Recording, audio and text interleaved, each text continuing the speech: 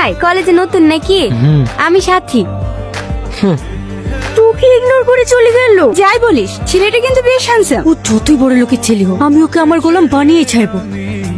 আমাকে একটু লিফট দিন না। কোথায় যাবেন? এই সামনে। ঠিক আছে, আসুন।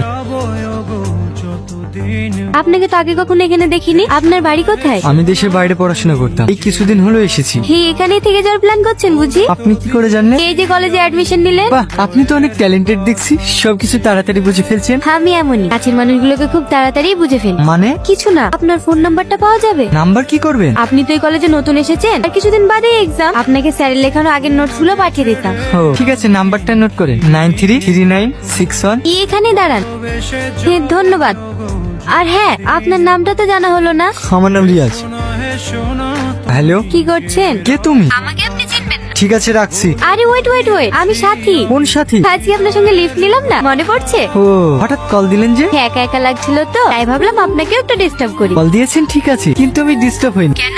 আমিও তো একা, কেউ কল দিলে আমার ভালোই লাগে। আচ্ছা, তাহলে তো আমি আপনাকে কল দিতেই পারি। অফকোর্স।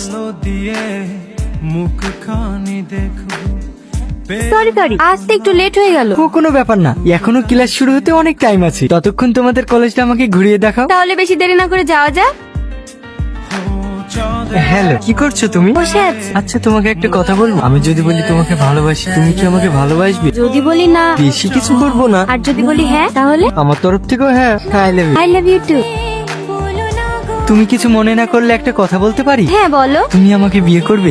এখন? হ্যাঁ, আমি তোমাকে ভীষণ ভালোবেসে ফেলেছি। আমি তোমাকে ছাড়া এক মুহূর্ত থাকতে পারছি, তাই আমি তোমাকে সারা জীবনের জন্য আমার করে রাখতে চাই। কিন্তু তোমার বাবা মা? ও নিয়ে তুমি চিন্তা করো না, আমি সব সামলিয়ে নেব। কিন্তু কোনো কিন্তু না। কাল সকাল 10টার সময় আমি তোমার জন্য রেজিস্ট্রি অফিসে অপেক্ষা করবো। আর হ্যাঁ, কাউকে সঙ্গে করে নিয়ে আসার দরকার নেই।